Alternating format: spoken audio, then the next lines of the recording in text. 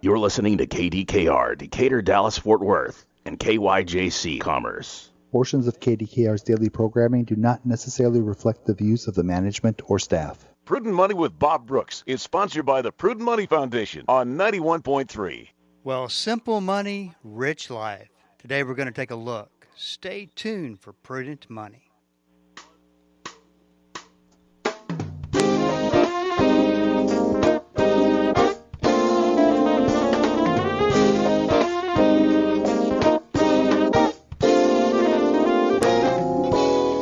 Good afternoon, this is Bob Brooks, and you are listening to the Prudent Money Radio Show. Thank you so much for joining me today. You know I do appreciate it. Well, how to have a simple money, rich life. Today my special guest is Bob Lotich. He is host of a great podcast, as well as author of a book you're going to want to read. It's called Simple Money, Rich Life. Bob, welcome to Prudent Money. Bob, thank you for having me. Glad to be here. I got to tell you something that happened that's very unusual, and in doing radio for 20 years, never has happened before. Bob, 2 listeners within the span of 3 days sent me an email. One was from a gentleman up in the New England area, and one was the Dallas-Fort Worth area, and said, you got to have this guy on the program. You got to interview Bob on your program. So I think that we were supposed to have this interview, and I've been looking forward to it, to talk a little stewardship and make sure that my listeners are aware of your podcast and the great book, Simple Money, Rich Life.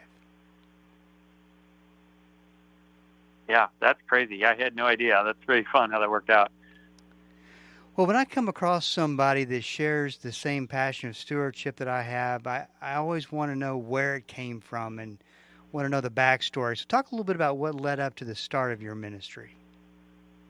Yeah, so for me, it all started really down in Florida. I was kind of on a sabbatical as a young 20-something and kind of found myself at my financial breaking point with my car broken down as I was living off of a credit card, eating boxes of macaroni and cheese to survive, and reached this point where I realized that I need help with money. Like the plan that I had was not working out very well. And so that was the point where I just kind of cried out to God, and I'm like, Lord, I don't know what I don't know. I thought I had this figured out, but clearly my way isn't working. So if you have a better path, like I'm ready to listen. I'm ready to hear whatever it is you have to say. And that was kind of where the whole thing kicked off for me on my financial journey. You know, I was watching the trailer for your book, and you made the comment that people just don't really like talking about money. It's one thing that you've learned through the years. And, you know, I couldn't agree more. And it's a real problem because of the importance of understanding what you're doing, why you're doing it. And that's the only way you're going to know if I'm on the right track and following God's stewardship will for your life. Very important. Yeah, no, I mean, I think the thing that most people don't think about when they try to avoid money conversations is that there's plenty of other things that they do want to talk about, that the money conversations are actually going to lead them in that direction, you know. And so, you know, like we'll talk about, I mean, I think part of our big calling is to be able to give, and we want to be able to give significant amounts of money away. It's just something that's been on my heart for decades.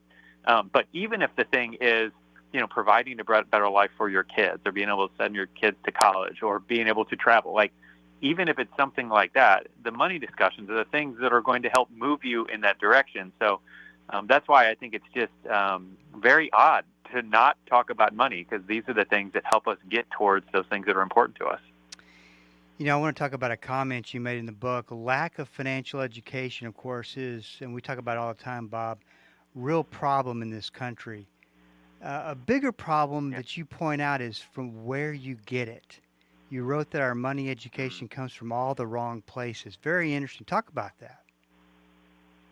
Yeah, so, you know, I've just found this a lot with our listeners or our readers, that I keep hearing the same thing. Like, my dad said that we didn't talk about money in our house. And so it begs the question, all right, where are you learning about money from? And I think so much of our society has created their beliefs about money and their education about money, their financial education, if you will, from all the wrong sources. And so this might be credit card companies, this might be Instagram influencers, this might be any number of things, celebrities. And so even if, you know, all these sources, you know, the influencers or celebrities aren't like specifically teaching us about money, like if we're watching them and there's no financial education filling that void, then we're going to let that be the de facto financial education. Like the celebrities are watching how they spend money, how they're making decisions, or whatever, Instagram influencers, or you name it, whatever the thing might be. Or again, like the credit card commercials, like any of these things are shaping our beliefs if we don't have something of more substance in there already filling that void. You know what I mean? Absolutely. Absolutely. Now, the book is based on a 4-part formula. Give us the formula for a better life with money, just in general. Yeah, so this came from a John Wesley quote that my wife Linda and I have really tried to make our guiding principle for our financial life, really for about 15 years now. And it's a John Wesley quote that goes something like this. It's, I seek to earn all I can. You know, he was a writer and he was a speaker. I seek to earn all I can and reduce my expenses as much as I can by, cutting out wasteful spending. And the purpose is so that I can give as much as I possibly can. And so that's kind of been something that's been really important to us. But one other component that we wanted to add to that was just that we could enjoy it all. Like, because I've been in jobs that I just was absolutely miserable in and hated doing. And I've been in situations, and especially my wife would say, there's been many times where she hated saving money and hated having to cut back or anything like that. And then a lot of us can relate to just not having any joy with giving. And I believe that we can enjoy each of those three things. And I think that's when we have the healthiest financial life, is when we actually are enjoying all three of those things. Bob, I want to make sure that listeners know about your podcast. It's a great podcast. It's seedtime.com. And you can go check out all the Bob's information and resources on the website. I really did appreciate something you said about in the book, and this is all my words, not your words. You said you were not here to yell at anyone or make anyone feel bad or judge you about the decisions that they are making about money.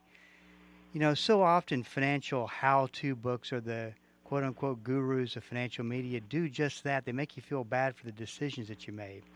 When we're just all looking to find a better way with this whole relationship with money. I mean, it's complicated. Yeah. I mean, and I think anyone who's honest knows that there's no one-size-fits-all solution for money, and we're all different people. Personal finance is personal.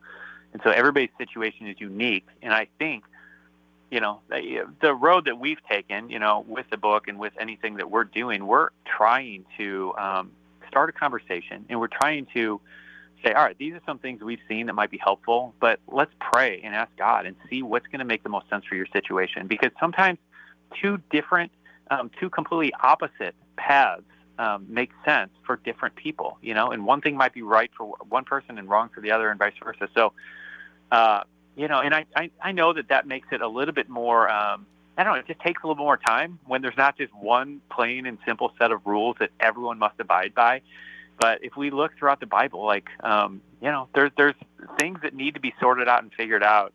And I just don't think it's any different with our finances. So I think the best thing we can do is just have honest conversations about our situations and prayerfully seek God on how we should move forward financially. Well, and this is, I also really like the one-size-fits-all approach, because we talk about this a lot, Bob, on the program, and that's what I call pop culture finance. They preach is that you just do 1 + 2 + 3 always equals 6, versus 2 + 2 sometimes equals 6, sometimes equals 7, sometimes equals 4. Things are very different. Everybody's situation is different, but it's almost kind of like, look, just follow this road and don't think about it. And you really have to think and understand where you are individually and how money affects you in your life. Yeah, no, completely. And I think there's a lot of people, and I think my wife would say this, I would say this in my early years, where I just didn't want to think about money.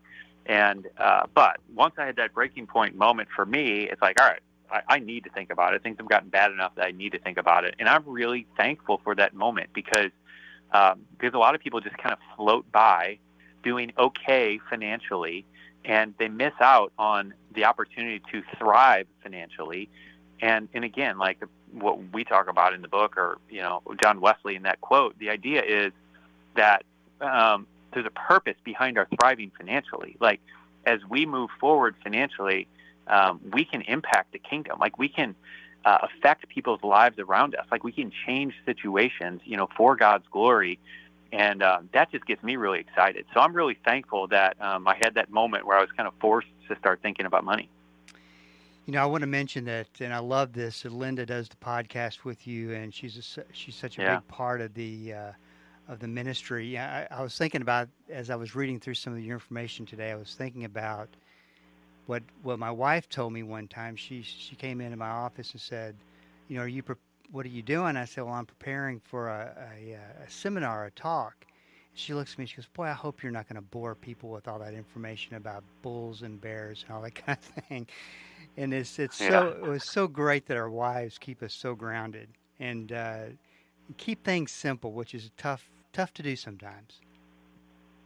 Yeah, no, I'm really thankful. Like within the last couple of years, Linda has kind of become a more integral part of our business, and things have just gotten better since she's been around. And I think part of that is because she's really good, because there's that curse of knowledge of once you're around a subject for so long that it becomes hard to remember what it was like at the beginning. And she's really good at pulling things back and keeping them in their most basic form. And so, the combination has been really good for us, and it's been good for our readers and listeners who we've been talking to as well. Well, let's start with saving. You write that most people think that to save more, you have to earn more. However, that is not the case. Talk a little bit about that. Yeah, I mean, the truth is that, sometimes I go through a case study of Mike Tyson, and the guy earned $30 million for a single fight, over $400 million over his career in the mid-'90s, but yet by 2003, his net worth was negative $23 million. And so it's like, clearly the amount we earn is not, the only determining factor of how much we're going to have. And then on the other hand, you have, guys like Ronald Reed and a handful of others who, are media stars, or not media stars, but glamorized in the media because, Ronald Reed had a janitor, had a lifetime salary of a janitor and had about $8 million when he died. And so, then we see that side where it's like, okay, clearly it's not just about how much money we make. So there has to be something with how we're managing it. And, and the old adage that we can't spend more than we're earning. And if we do, we're going backwards. So yeah, that's such an important part because it's a whole lot less about how much we make and so much more about what we do with it. So that really becomes the first part to get that set up, because then as you increase your income, you'll actually have something that you can do with it rather than just being squandered away.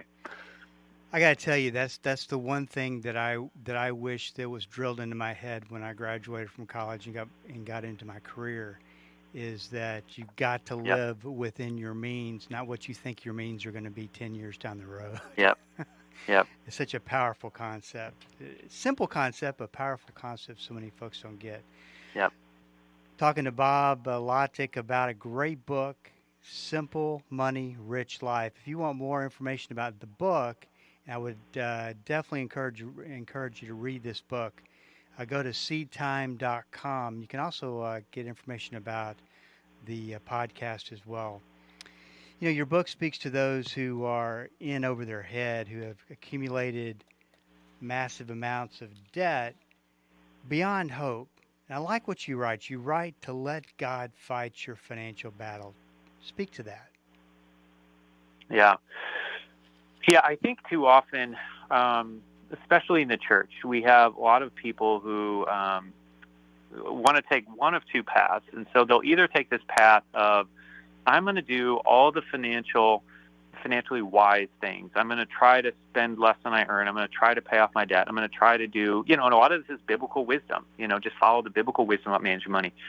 And so we have a lot of people who do that. And then on the other side, or in that category of doing the financially wise things, they won't pray, but they will just do that. On the other side, we have a lot of people who choose not to do any of the financially wise things, but they will pray, and they will sometimes see God do miracles in their financial lives. And so what we've endeavored, and where we've seen the biggest miracles in our financial life, is when we combine both of those two together, because there seems to be a really big divide where a lot of the church wants to be in one camp or the other. And we're all for, let's combine them. Let's do the wisdom. Let's follow the wisdom throughout Scripture about how to manage our money wisely. But then let's also believe God that he can do miracles in our lives that are exceedingly abundantly above and beyond all we can ask or think. And so that combination has led to some really fascinating things we've seen in our lives and some of our readers and listeners as well. Yeah, people are so surprised when you tell them, when they talk about their financial situation, that how things are in bad shape, and you ask them, well, have you prayed about it? Well, no, I haven't prayed about it. And not even considering that God really wants to be a part of that. Linda added something in the book that she wrote that said, so show up, do your part, and watch the deliverance of the Lord. And we got her. That's so very important. I'm glad you speak to it about showing up and doing your part, because it's critical to get back onto that road again and get to where you need to be. Yeah, I mean, I'm reminded of James, where he talks about faith without works is dead. And so just something about this combination of co-laboring with God, like us showing up and doing our part, but at the same time, while being expectant for him to show up and do his part. And so, and if you go back to Jesus feeding the 5,000 and that whole miracle, it's like you have, this boy, these loaves and fishes, bringing this little that he has that is completely insufficient for the task. Like there's no way that it could amount to anything, but that's where they had to start. They had to start with what was in their hand, and as they passed it out in faith, that's when the miracle happened. And so we have that same opportunity to take whatever we're dealing with financially right now, whatever little amount that we have, but to basically line up with God, like get in agreement, say, Lord, this is what I have. Help me to move forward. Like, will you help me in this? I'm going to do my part by passing it out, or however the analogy goes. But I'm trusting you to do the real miracle here.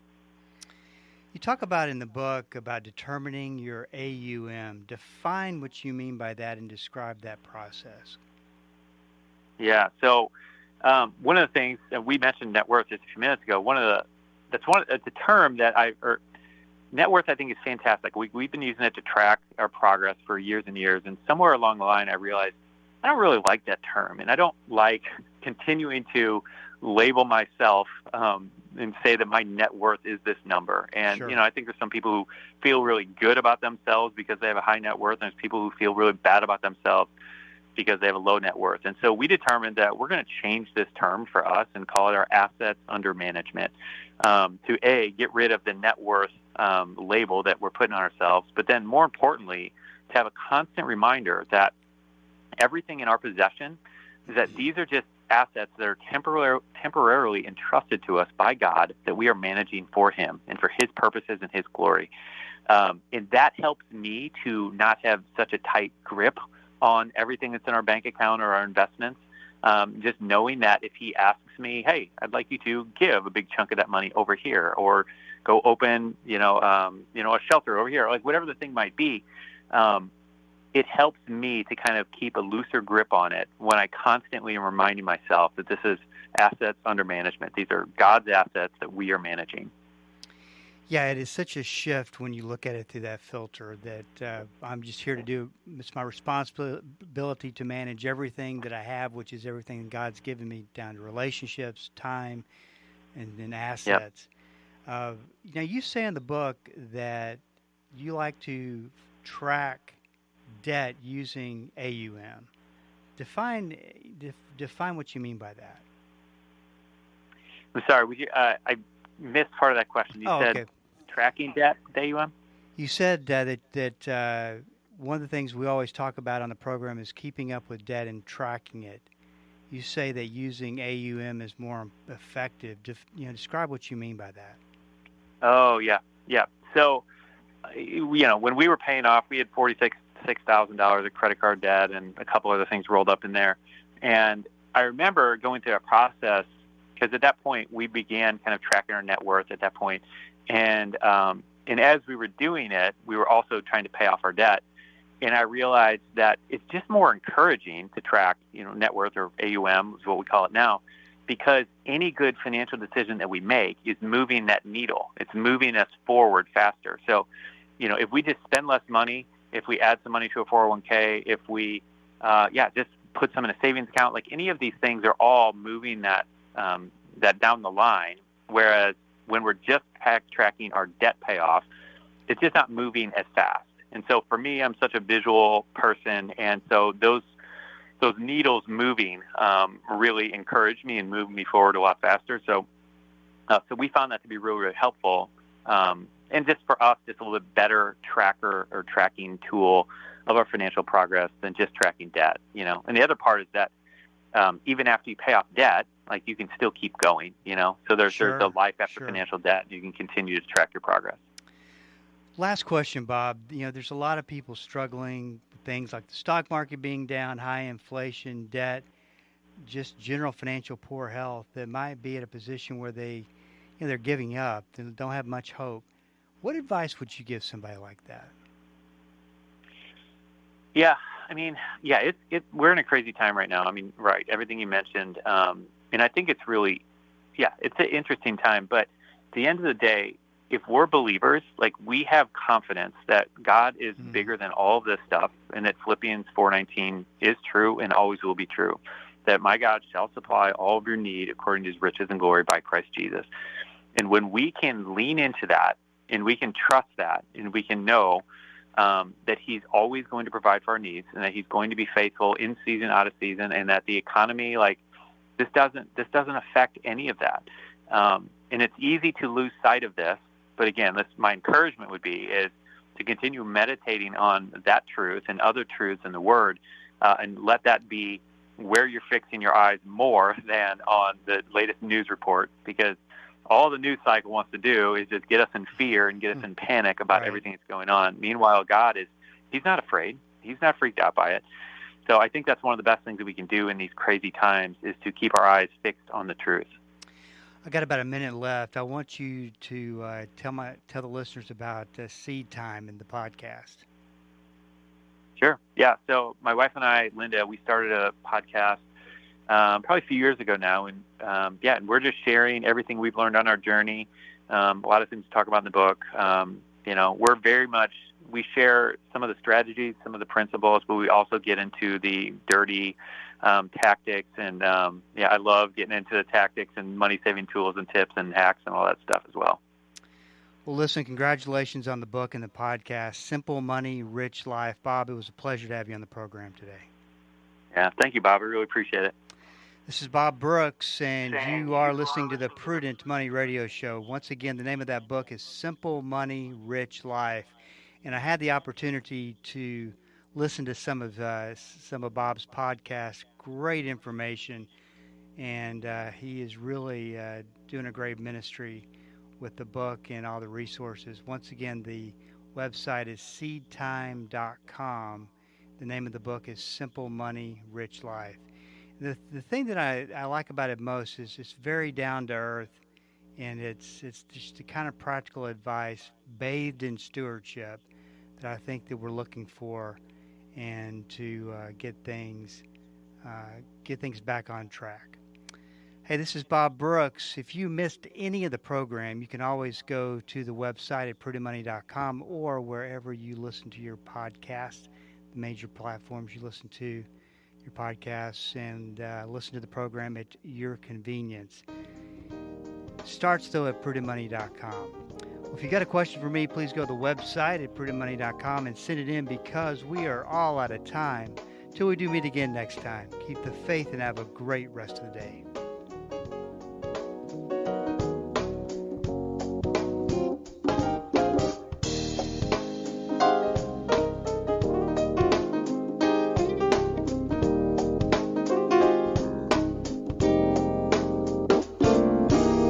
That's all the time we have for today.